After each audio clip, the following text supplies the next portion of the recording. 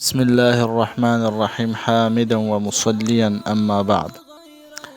عزتمندو شریعت او اسلام مونږ ته د زندګۍ په هر موړ باندې خپل اصول راکوي، رهنمایي راکوي.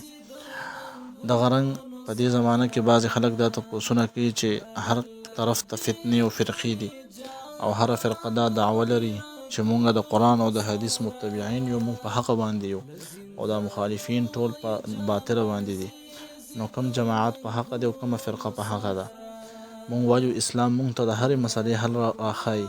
نو د دې مسلې حل به هم راښایي چې چېرته فتنې ډېرې شي او فرقې ډېرې شي، نو مونږ کومې فرقې پسې لاړ شو، د کوم جماعت اتباع وکړو. عزتمندو د نبي علیه السلام مبارک طریقه هغه دا وه چې نبي علیه السلام مبارک فرمایي چې تاسو د جماعت سره ځان لازم کړئ، یعنې د جماعت نه چې کوم دی هغه مه بیلیږئ. دا څو احادیث مونږ ذکر کوو چې په دې کې د هغه چا دپاره هم تشفي ده. کم خلک چې په قرآن او حدیث باندې ډېر نه پوهېږي، یعنې عوام دي، ځکه چې دلایلو کې خو به نظر او فکر دا علما کوي او عوام به څنګه حق او باطل پېژني. نو د دې احادیثو نه هغې په ښایسته او احسنې طریقې سره هغه معلومات کولی شي چې کوم فرقه او کوم جماعت دا په حق باندې دی. د ابن عمر رضی الله عنه د هغه نه روایت دی، ترمذي شریف دا روایت را نقل کړی دی، حدیث نمبر دی 2162. ابن عمر رضی الله عنه فرمای قال خطبنا عمر بالجابیه. ابن عمر رضی الله عنه فرمای چې مونږ ته عمر رضی الله عنه خطبه وکړه په جابیه مقام کې چې دا په شام کې یو ځای دی. فقال وی فرمایل یا ایها الناس، ای خلکو، انی قمت فیکم، زه ولاړ یم په تاسو کې کمقام رسول الله صلی الله علیه وسلم فینا، لکه څنګه چې نبی علیه السلام مبارک هغه مونږ کې و، یعنی هغه زمونږ امیر و او زه ستاسو امیر یم. فقال عمر رضی الله عنه فرمایل اوصیکم باصحابي.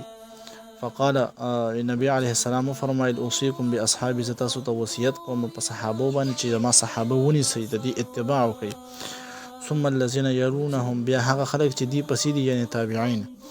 ثم الذين يلونهم، بیا هغه خلک چې هغې پسې دي یعنی اتباع التابعین، چې هغې ته مونږ تابعین وایو. ثم يفشل الكذب، بیا به دروغ خواره شي. حتى يحلف الرجل ولا يستحلف، تر دې پورې چې یو سړی به قسم خوري حالانکې ولا يستحلفو، د نه به چا د قسم مطالبه هم نه کړي، یعنی قسم به څوک د چا به مطالبه هم نه کړي چې ته په دې خبره قسم وکړو، دی به په خپله باندې قسمونه کوي، یعنی په دروغ او په رښتیا به نه ګوري خو تش قسم به کوي. ويشهد الشاهد ولا يستشهد، ایو سړی به ګواهي کوونکي به ګواهي کوي حالانکې دنه به چا ګواهي طلب هم نه کړي.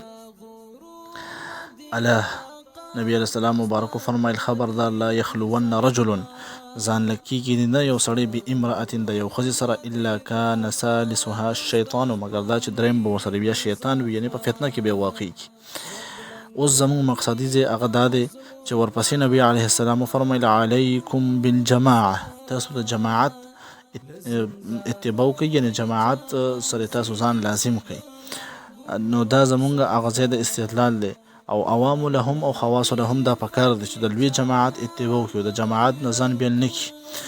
نو عزتمندو په نن سبا زمانه کې لوی جماعت هغه اهل سنت والجماعت دی چې په ټوله دنیا کې خور دی، او مذاهب اربعه چې د دې شاخونه دي د اهل سنت والجماعت، مذاهب اربعه که موالک دي، که احناف دي، که شوافع دي، که حنابله دي، دا ټول اهل سنت والجماعت دي. د دې چې کوم دی سره ځان لازم نیول پکار دی، د دې نه جدا کېدل نه دي پکار، ځکه نبی علیه السلام مبارک فرمایل علیکم بالجماعه، تاسو جماعت پورې ځان لازم کړئ. و ایاکم والفرقه، او د ځان له والي نه ځان وساتئ.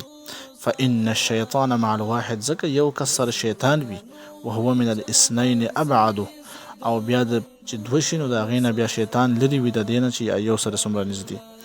او بیا نبی علیه السلام ډېره ښایسته جمله فرمایي، وی فرمایل ومن اراد بحبوحة الجنه، څوک چې وسط د جنت غواړي، یعنی د منځ د جنت غواړي، نو فلیلزم الجماعه، دی د جماعت سره ځان هغه یوځای کړي، د جماعت سره د ځان لازم کړي، یعنی د جماعت کامله اتباع دی وکړي، د جماعت نه جدا هغه نشي. بیا فرمای نبی علیه السلام من سرته حسنته وساءته سیئته فذلکم المؤمن، څوک چې نیکی خوشحالي او بدی خفه کوي نو دا مؤمن دی.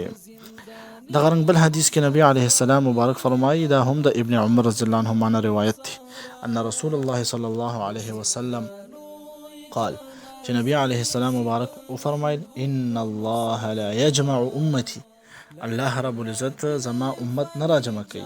او ابن عمر سے فرمایي چې داسې وویل او قال امت محمد چې الله رب العزت د محمد امت نه راجمع کوي صلی الله علیه وسلم على ضلالة په گمراهۍ باندې. د نبی علیه السلام امت په گمراهۍ باندې نه راجمع کیږي. دینه دا خبره معلومه شوه چې په کومه خبره باندې امت محمدي راجمع شي دا خبره به حق او سچ وي، دا به گمراهي نه وي. بیا فرمایل وید الله علی الجماعه د الله امداد او نصرت د جماعت سره. ومن شذ فی النار، او څوک چې د جماعت نه بیل شو نو دی به په جهنم کې هغه چې کوم دی غذار شي، ځان له ورلړ شي. نو د دې حدیث نه هم دا خبره معلومه شوه چې جماعت اتباع دا په موږ تاسو باندې هغه لازم ده. دغه رنګ بل حدیث کې نبی علیه السلام مبارک فرمای د ابن عباس رضی الله عنهما نه روایت ده. هغه فرمای قال رسول الله صلی الله علیه وسلم ید الله مع الجماعه، د الله طاقت او د الله نصرت او مدد او امداد دا د جماعت سره وي. نو عزتمندو مونږ تاسو له پکار دي چې د جماعت سره ځان لازم کو او د وړو ډلو د وړو فرقو نه ځان وساتو.